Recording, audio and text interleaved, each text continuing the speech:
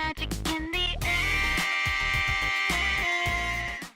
Hey guys, welcome to Jammin' and Jammies. I'm Megan Barker. If you don't know what Jammin' and Jammies is, it's a live show that happens here in Nashville. We feature hit songwriters and rising artists in their pajamas. Right now we're doing everything via live stream on our Instagram on Sunday nights at 8 p.m. Central, so make sure you tune in.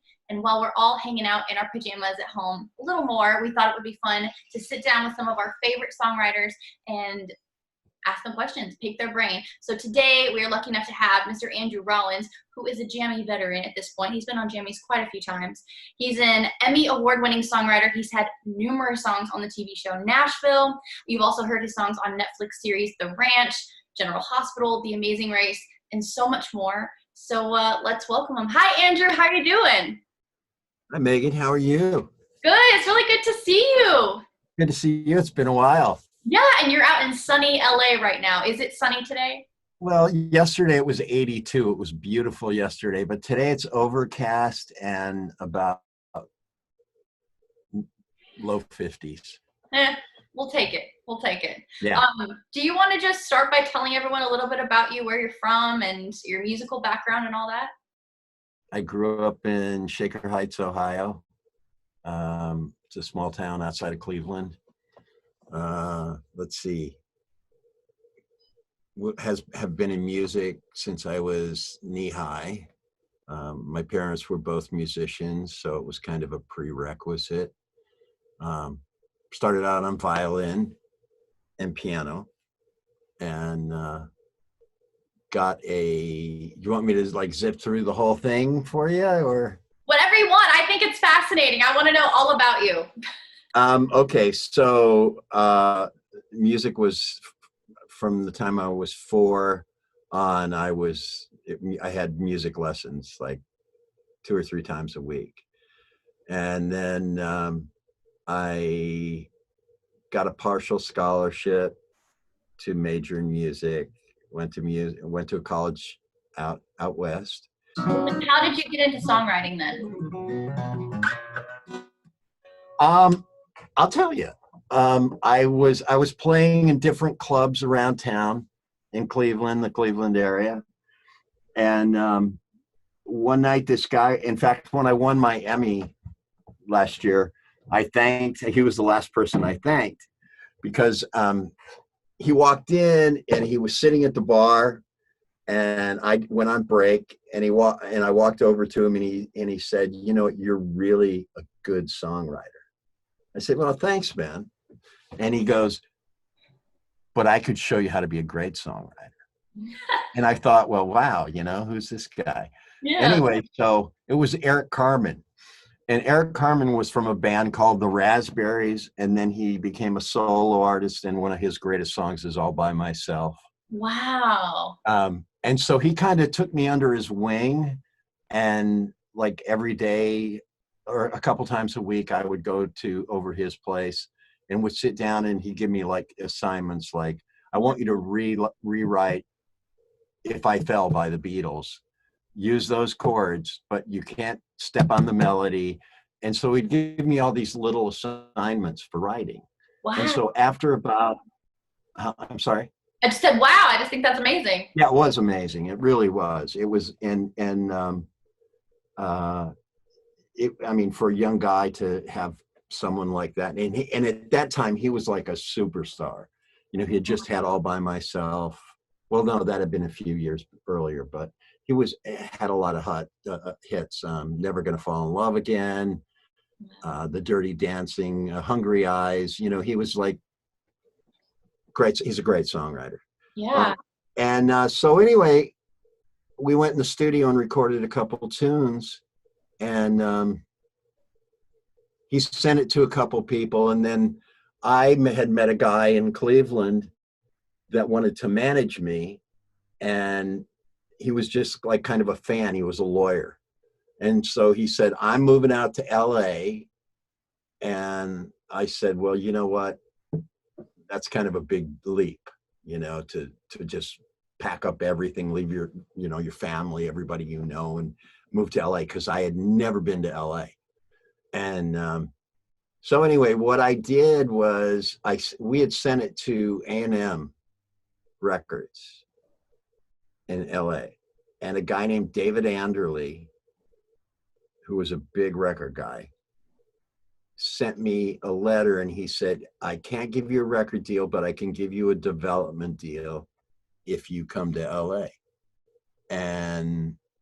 But we won't give you any money, but we'll help develop you. So I had this friend that wanted to be my manager who lived in my building, and he said, come on, let's move out to LA. And so I just packed everything I had, moved to LA, and started working with David Anderley. But at that time, in the like early to mid 80s, the music business was like really in a weird thing. It was going from like stuff like the Eagles to not grunge, but and I was like really this ballad kind of guy, like a Jackson Browne, Don Henley kind of guy, as far as my stuff goes. You've heard good stuff, yeah. And so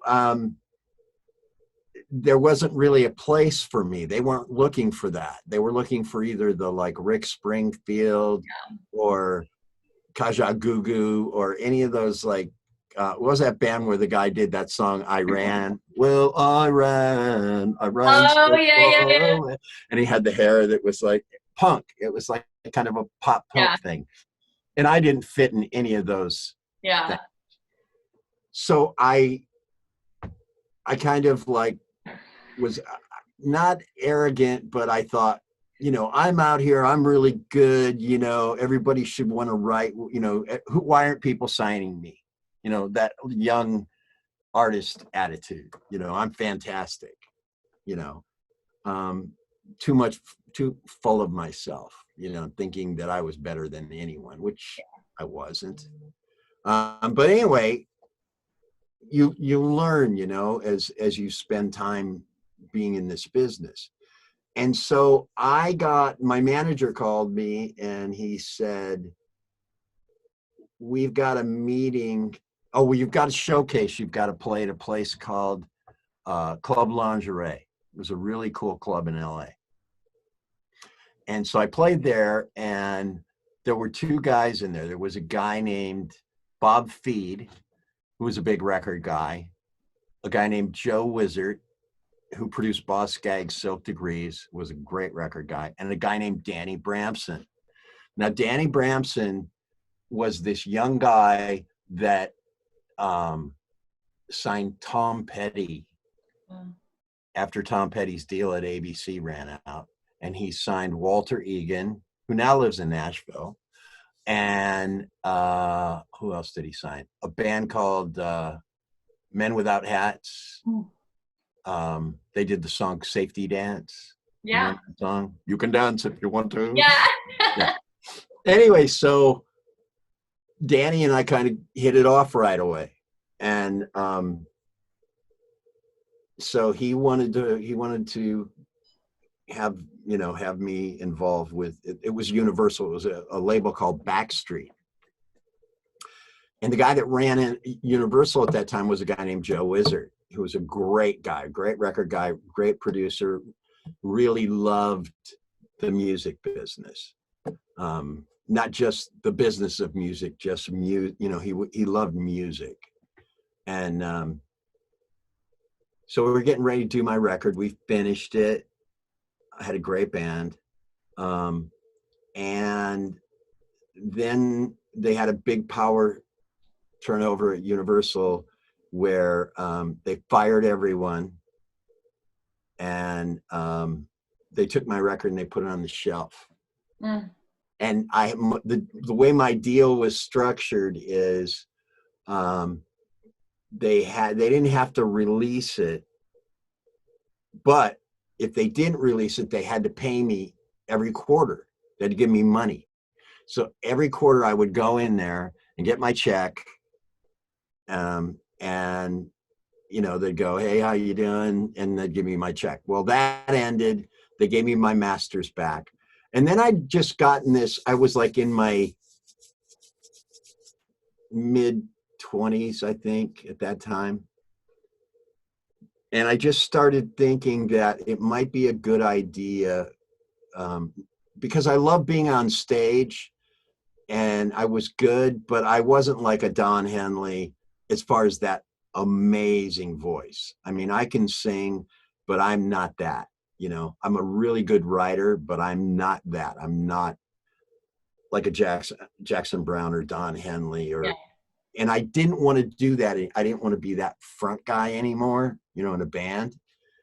And so I just started writing, and a friend of mine called me and he said, hey, have you thought about writing music for TV and film? I said, well, you know, how hard could that be? And I said, yeah, you know, what do you got? And he goes, well, I have this TV show that needs a theme song. And I said, okay, when do you need it by? He goes, I need it by this afternoon. And so it was for a TV show called The Uglies. D.L. Hughley was a comedian that had a show on an ABC, and it ran for 8 years. Anyway, what happened, they called me that afternoon. They said they love it. DL loves it. We're sending the contracts over. Wow. So in like 8 hours, I had a theme to a national TV show. Unbelievable. So I went, wow, this is easy. let me try and, you know, let me follow that path. So I had a TV show that I did a bunch of music for on HBO called, you probably watched it when you were a little kid, Happily Ever After. Yeah. I wrote a bunch of music for that. Did some movies. And then just, you know, I developed that as a songwriter. But my background, and I can go back, is you know, was classical and, you know, like Broadway. I loved Broadway when I was a kid. My mom used to take me to a lot of plays and stuff.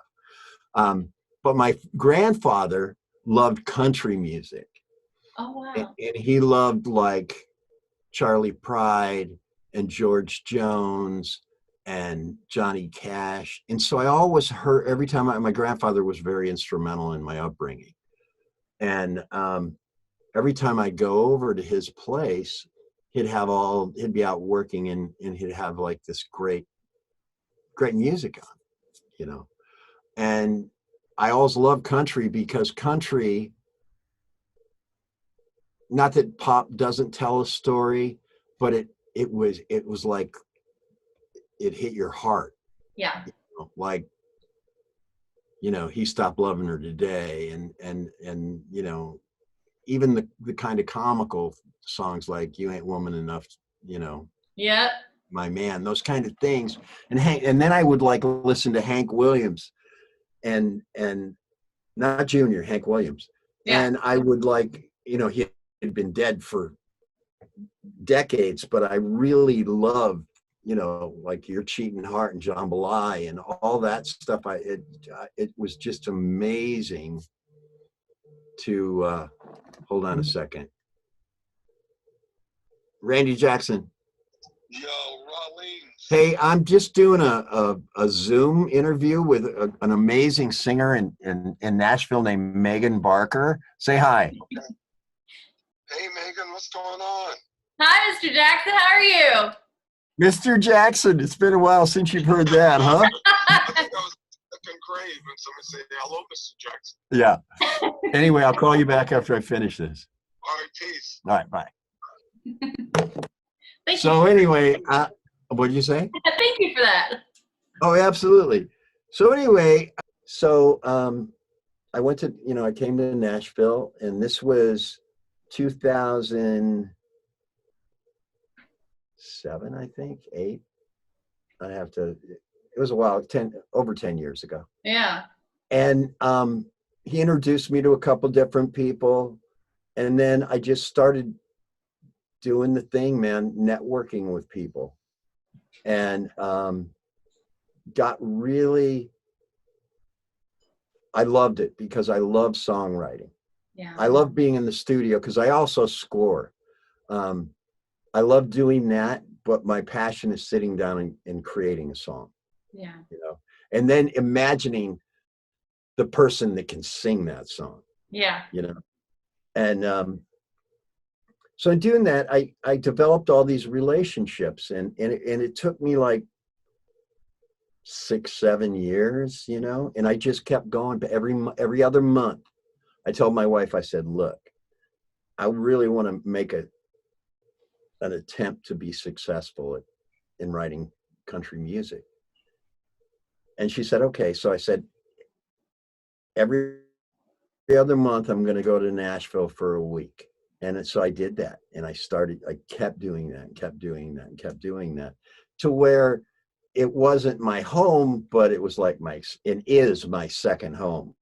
Yeah. I have there's there's, Terry Joe Box, there's Blue Foley. There's so many people that I have relationships, Ashley McBride, Lee Bryce, that, I'm really kind of like not a local, but yeah, it is your home away from home. Yeah. Yeah.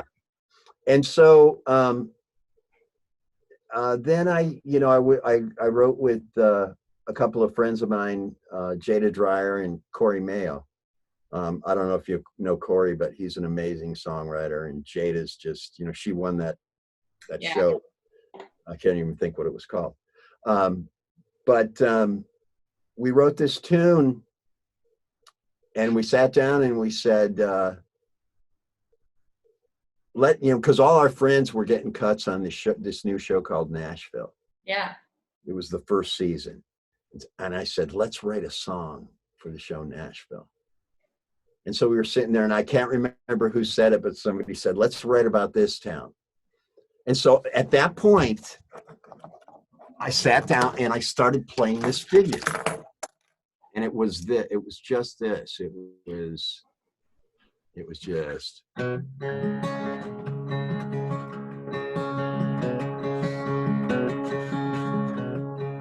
I think Jada said, like, well, hold on to the feeling that's so strong, to the ground that you walk on is where you stand. And so we wrote that, and then the chorus was, this town ain't yours, this town ain't mine. We all come here with the light in our eyes. Some will burn out, some will burn bright. Some learn to fly, some will run for their lives. From this town, oh, this town. So we wrote that. We did a little demo of it. And I was flying back to LA, and I upgraded to first class. I had a bunch of points, and I said, I'm going to upgrade to first class. So I upgraded to first class, and this girl sits down next to me, and she happened to be involved with the show Nashville. No way. Yeah. And so Jada's publisher had sent it right away because they thought it was a great song. Because it speaks the truth about what Nashville, this town ain't yours, this town ain't mine. We all come here with a light in our eyes. Some will burn out, some will burn bright. Some learn to fly, some will run for their lives from this. True. Town. Yeah. Nashville scares the hell out of a lot of people, And so, we kind of nailed it on the head of what Nashville was about. Yeah. And so, anyway, I was talking to this woman, and she was like the head of casting for Nashville. And I played her this song on my phone. And I didn't know she worked for Nashville. There was no mention of that. It was just somebody else. You were just playing her a song? Yeah, I do that a lot. Do you ever do that on a plane? You ever go, somebody talks to you and says, well, what are you doing? I'm a songwriter. And they go, oh, you have anything I can hear? Yeah, I guess you're right. And so I played it for her, and she said, do me a favor, email that to me. And so we get off the plane, say goodbye, and 2 days later, I get a phone call from Frankie Pine. Frankie Pine is the music supervisor on Nashville. And now at the same time, Jada's publisher had sent that to them. And then the woman that, Jeannie Backrack, that was a casting person, had given the song to Frankie. Okay. So it was like we kind of double teamed it without knowing it, you know? Yeah. Frankie loved it. And she said, I love it. We're going to use it for a montage during the show, and it's going to play from start to the end. Wow. And I just went, wow. And she said, will you do me a favor? Will you send me anything else you have that you think would work for the show? And I said, okay. So I just started buying her stuff. So I think I hit her with like 20 songs. It just like kind of, I got 1, 2, 3, 4, 5, 6. And it just like, it was crazy. And it was not, it was that you call it luck, you can call it whatever. But it was a way that kind of like cemented me in that. Well, you were prepared when opportunity presented itself. You know, you had a bunch of material. Yeah. Can you take us inside your songwriting process? Yeah. What do you want to know? Just in general. I mean, on a daily basis, are you writing for a specific project, or do you get to write just to write anymore?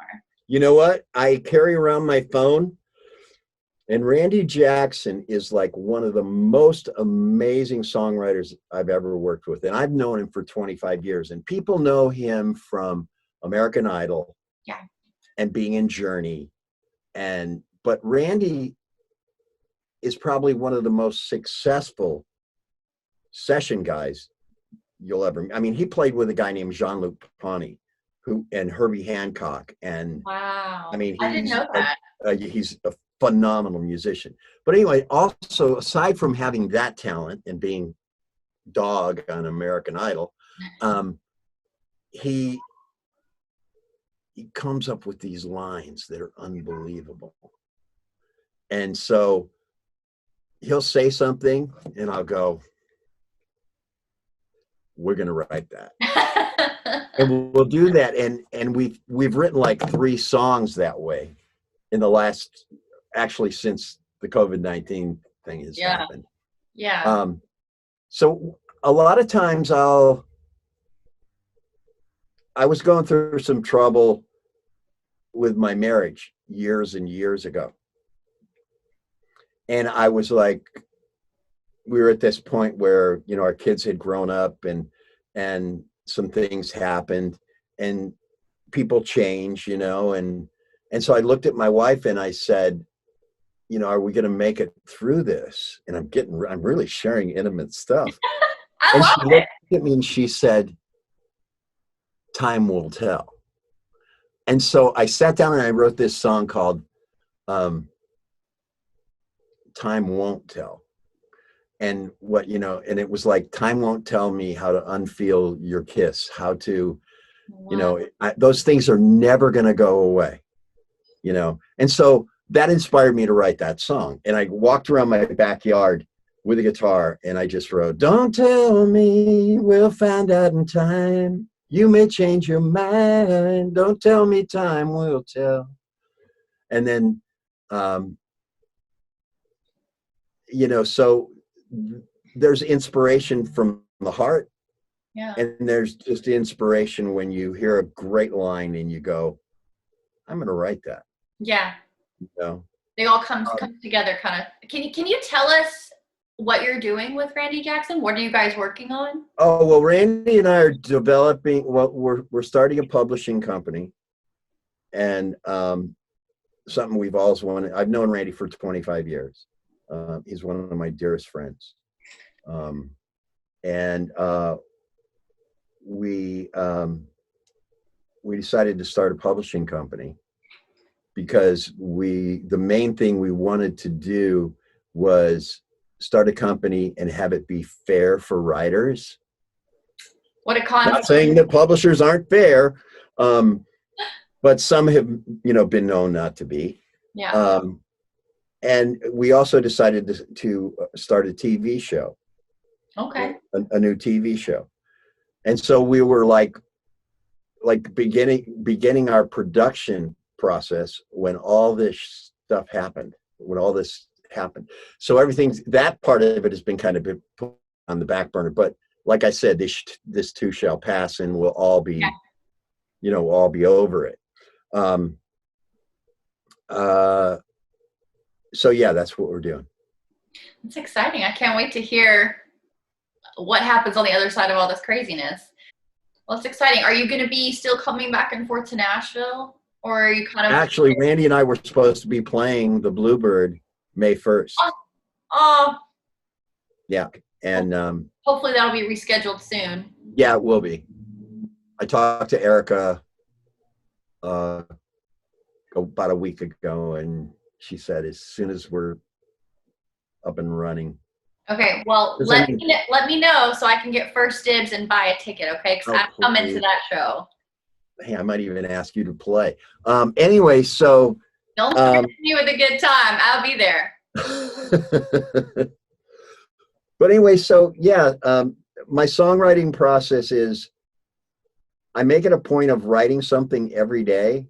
Yeah. Just like I make it a point of playing guitar probably 2 or 3 hours a day because I love it, and just get better, doing what you do. But I think there's a discipline in it. I make it a point of doing it every day and trying to get better at it. Because when you hone your craft, you can only get better at it. Yeah. And if you're not getting better at it, go do something else. Yeah. Well, okay, real quick, let me just ask you a couple more quick questions. Just for people who don't have any connections in the sync world, what is the first thing they can do you think, to just get their foot in the door? Because it really is a whole other world of connections and people in charge and stuff. There's a lot of things that you can do. I think persistence is the key.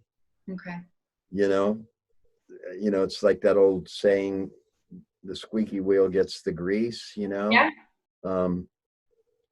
Not to being like creepy or stalkery, but just be confident with what you have and try to meet the people. I mean, look, in this day and age, you can find out how to get a hold of people. Oh yeah. Yeah. And the thing is, you just have to sell yourself. As songwriters, we're salesmen. We're trying. Yeah. And whether it's if somebody likes you or, thinks that, I've heard from pluggers that the relationships they build with record companies and producers and stuff is usually because they like them. Yeah. Yeah, totally. Would you say that you need to have your recordings ready for TV for every opportunity, or are there cases where you just have a work tape and you send that? Dude, I'm sorry, I didn't mean to call you dude. No, I love it.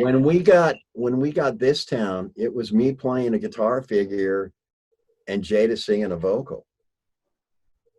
So when they said, can you give us some backstory? Like, how long did you have to throw the recording together? And, we recorded that song on a Friday.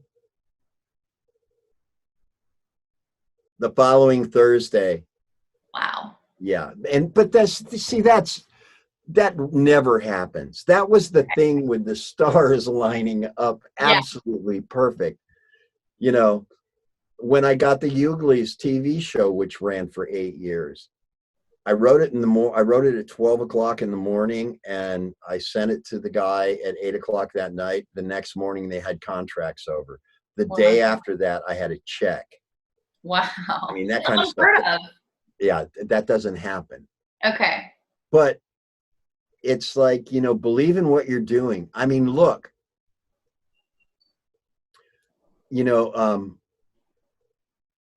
I think if you find someone that believes in what you're doing, like a good plugger that's not in it for the money. Yeah. you know, that believes in you as a songwriter. And of course, you're going to have to give them something.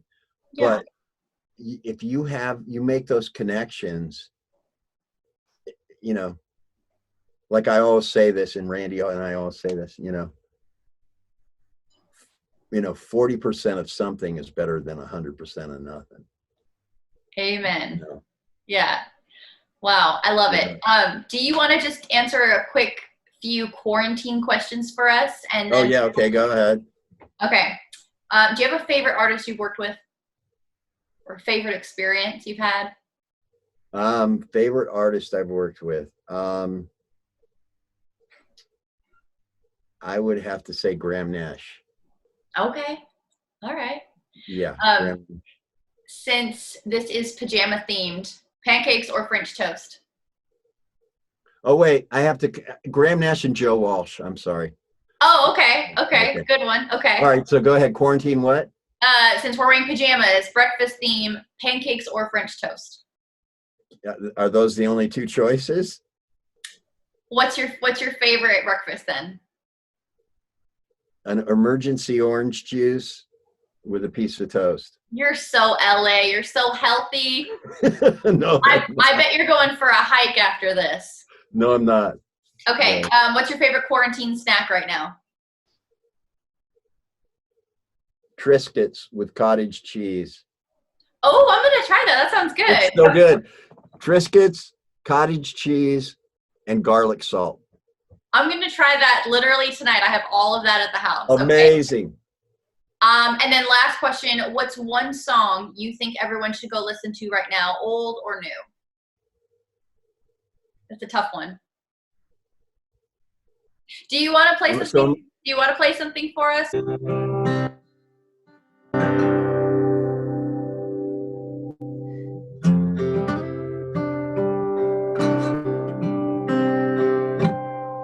Can you hear that? Yeah.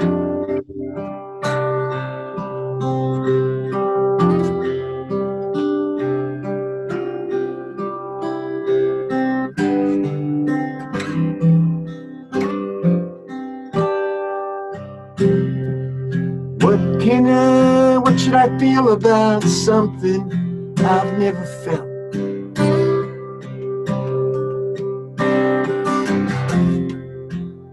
Who's gonna tell me the words I should say?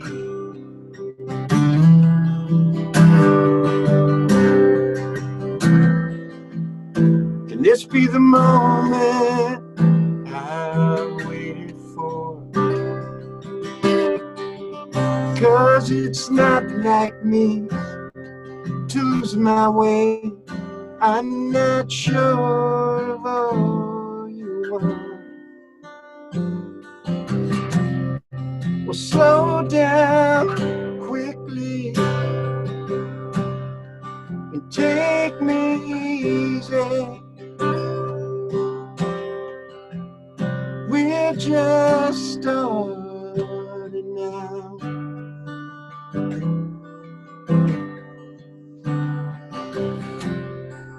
I've always struggled when troubled, been too free.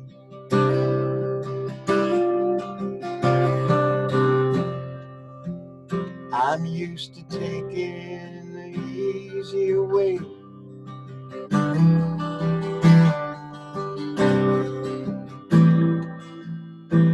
If you're what I need, I won't run away. 'Cause I know you see through all of me,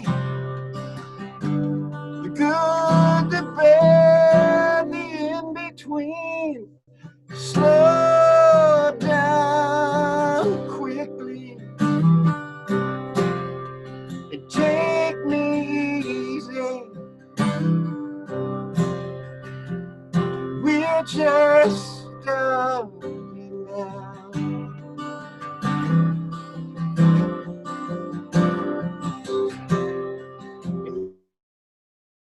Let me catch my breathless feelings Now I understand just who I am.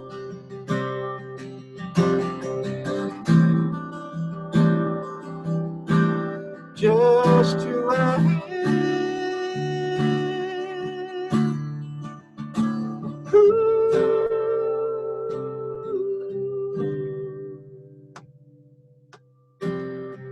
Slow down quickly.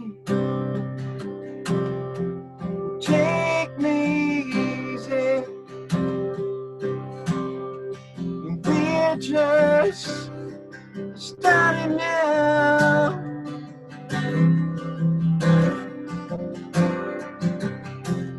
And let me catch my breathless feelings. Now I understand just who I am.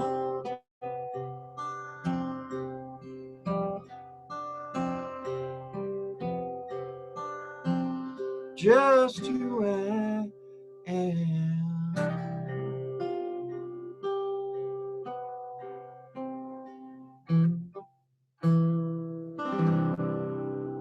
Yeah. I love I that don't know what the song. sound quality was like on that. No, it was great. And I just love that chord change on the bridge. I just think it's brilliant. I love that. Oh, going to the two sus. Yes. Yeah. That's so pretty. Well, thank you so much for all of your insight today and spending some time with us during quarantine. We'll check in with you again, I guess, when this is all over and you and Randy can give us an update on your plans and everything you're working on. So, in closing, stay safe, wash your hands, and I've found these, which you can't find anywhere in the world. It's like, for like weeks, I couldn't find these. You're probably sitting on $1,000 box of Clorox wipes right now. I know I have 3 of them too. Oh my goodness. Well, be safe and thank I you will. for hanging out with us. Love to everybody. Nashville, stay safe. We'll see you later. Bye.